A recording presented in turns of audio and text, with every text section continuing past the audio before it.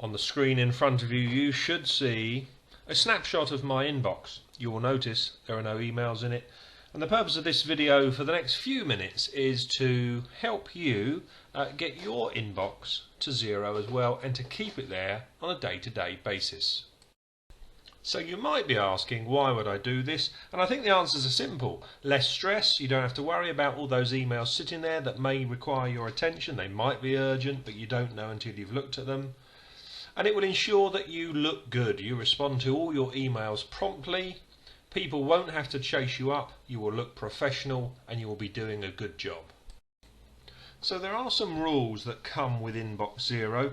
One of them is reducing the number of folders we have to some processing folders, and you'll see that those ones are preceded with the @ sign. That @ sign keeps those folders at the top so they're nice and easily accessible, either in my main inbox or whilst reviewing my emails on my BlackBerry.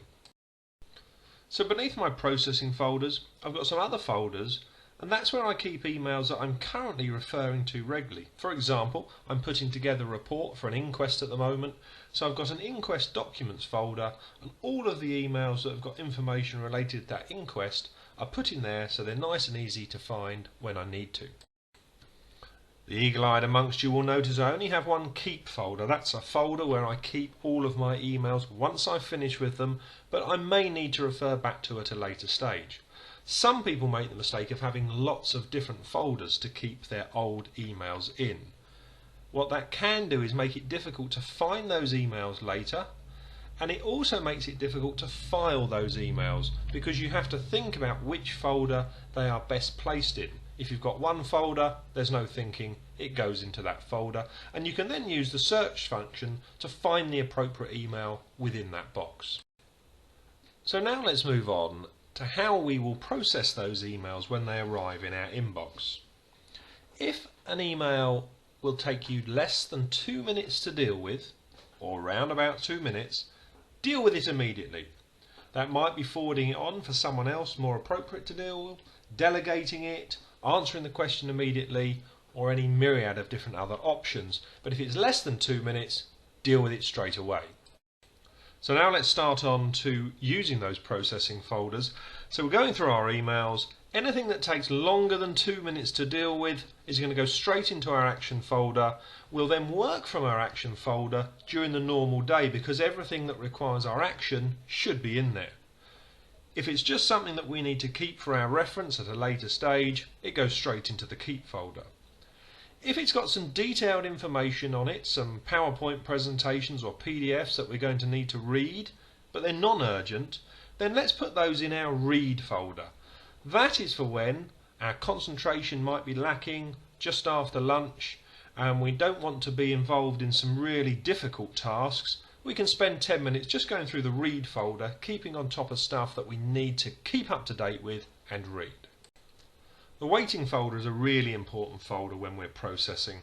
Once we've tasked an email out, so we've sent an action out, we've asked someone to do some work on our behalf and to respond to us, or we're waiting for a reply for an email, that's when we use the waiting folder. On a Friday afternoon perhaps, or at the end of the week, we can go through that waiting folder to see which emails have been responded to, and then we can deal with them appropriately, keep them or delete them. But the ones that haven't been responded to, that is where we send the chase up email, make that phone call, or go and speak to that person to ask what's happening with the email they're meant to be dealing with. That's when you start looking really professional. You're on top of your work, chasing up the responses you need and delivering. Some of the emails we receive won't be best placed in the action folder because they will ask us to do something at a particular time on a particular day. Those we should make a calendar appointment for and embed the email within that calendar appointment. You can then rest easy in the knowledge that at the appropriate time on the appropriate date your calendar will remind you when you log into your email that you've got something to do. You'll have the email in the calendar ready to tell you what to do, so everything is in one place and you can crack on.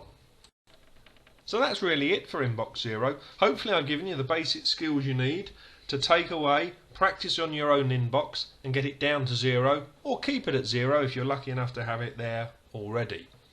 Don't be like some people who think it's really clever to have a huge inbox and then to explain to people how busy you are. If you're like that, you're going to miss stuff, you're not going to be productive, and you're going to be worrying about all those emails you might not have read.